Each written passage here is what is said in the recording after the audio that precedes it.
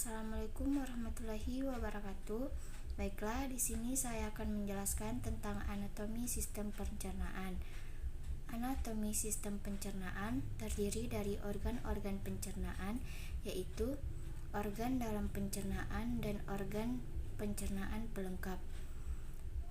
Organ dalam saluran pencernaan terdiri dari mulut, kerongkongan, lambung, usus halus, usus besar, dan anus. Sedangkan organ pencernaan pelengkap terdiri dari lidah, gigi, kantung empedu, kelenjar air liur, hati, dan pankreas.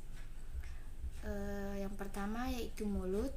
Proses pencernaan dimulai dari mulut, di mana pencernaan kimiawi dan mekanik terjadi yang dibantu oleh organ aksesori, yaitu lidah, gigi, dan kelenjar air liur. Mulut berfungsi untuk mengunyah makanan menjadi lebih halus.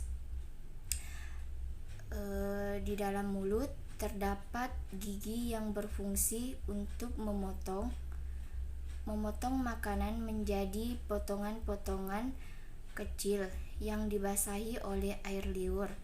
Lalu lidah mendorong makanan tersebut ke dalam faring untuk melewati kerongkongan.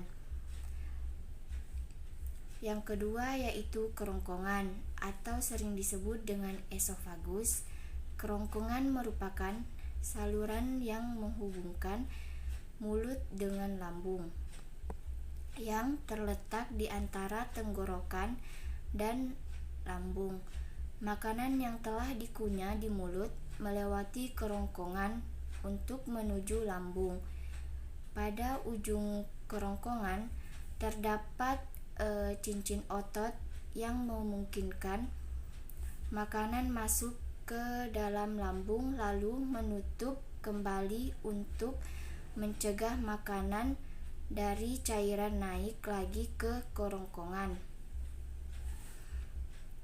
Yang ketiga yaitu lambung. Lambung merupakan organ yang berukuran sekitar 2 kepala tangan yang terletak di antara kerongkongan dan usus halus di bagian atas perut. Lambung memiliki 3 fungsi, yaitu menyimpan makanan dan cairan yang masuk, lalu mencampur makanan dengan cairan yang diproduksinya, kemudian perlahan-lahan mendorong isinya menuju ke usus. Halus-halus zat yang dapat diserap di lambung hanyalah air dan alkohol, sedangkan zat-zat makanan yang lain harus menjalani proses pencernaan. Dinding otot lambung mencampur dan mengaduk makanan dengan asam dan enzim dan memecahnya menjadi bagian-bagian yang kecil yang kemudian diolah menjadi bentuk semi padat seperti cemi. Setelah itu cemi dilepaskan sedikit demi sedikit melalui sebuah cincin otot di antara lambung dan bagian usus halus.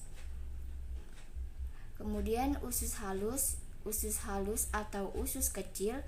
Usus halus atau usus kecil adalah bagian dari saluran pencernaan yang terletak di antara lambung dan usus.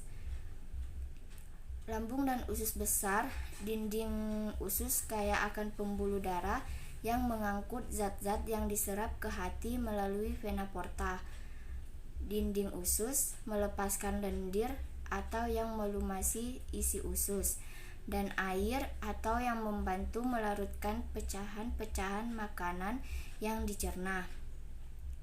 Dinding usus juga melepaskan sejumlah enzim yang mencerna protein, gula, dan lemak. Lapisan usus halus terdiri dari lapisan mukosa atau sebelah dalam, lapisan otot melingkar, lapisan otot memanjang, dan lapisan serosa. Usus halus terdiri dari 3 bagian, yaitu usus 12 jari atau duodenum, usus kosong atau jejunum, dan usus penyerapan atau ileum. Usus 12 jari atau duodenum adalah bagian dari usus halus yang terletak setelah lambung dan menghubungkannya ke usus kosong atau jejunum. Bagian usus 12 jari merupakan bagian terpendek dari usus halus, dimulai dari bulbo duodenale dan berakhir di ligamentum teres. Usus 12 jari merupakan organ retroperitoneal yang tidak terbungkus seluruhnya oleh selaput peritoneum. pH usus 12 jari yang normal berkisar pada derajat 9 pada usus 12 jari. Terdapat dua muara saluran yaitu dari pankreas dan kantung empedu. Lambung melepaskan makanan ke dalam usus 12 jari atau duodenum yang merupakan bagian pertama dari usus halus. Makanan masuk ke dalam duodenum melalui sphincter pylorus dalam jumlah yang bisa dicerna oleh usus. Jika penuh, duodenum akan mengirimkan sinyal kepada lambung untuk berhenti mengalirkan makanan. Usus kosong atau jejunum. Usus kosong atau jejunum adalah bagian kedua dari usus halus di antara usus 12 jari atau duodenum dan usus penyerapan atau ileum. Pada manusia dewasa panjang, seluruh usus halus antara 2-8 meter. 1,2 meter adalah bagian usus kosong. Usus kosong dan usus penyerapan digantungkan dalam tubuh dengan mesenterium. Permukaan dalam usus kosong berupa membran mukus dan terdapat jonjot usus atau villi yang memperluas permukaan dari usus penyerapan atau ileum. Usus penyerapan atau ileum adalah bagian terakhir dari usus halus pada sistem pencernaan manusia. Ileum memiliki panjang sekitar 2-4 meter dan terletak setelah duodenum dan jejunum, dan dilanjutkan oleh usus buntu atau ileum memiliki pH antara 7 dan 8 atau netral sedikit basah dan berfungsi menyerap vitamin B12 dan garam empedu. Usus besar berbentuk huruf U terbalik yang berada di atas usus halus, dimulai dari sisi kanan bawah tubuh lalu berakhir di sisi kiri bawah tubuh. Usus besar berukuran sekitar 5-6 meter yang terbagi menjadi 3 bagian, yaitu cecum, kolon, dan rektum. Cecum adalah kantong yang berada di awal usus besar yang memungkinkan makanan untuk lewat dari usus halus ke usus besar. Kolon adalah tempat penyerapan cairan dan garam yang memanjang dari cecum hingga rektum. Sedangkan rektum adalah bagian terakhir dari usus besar di mana kotoran disimpan sebelum meninggalkan tubuh melalui anus.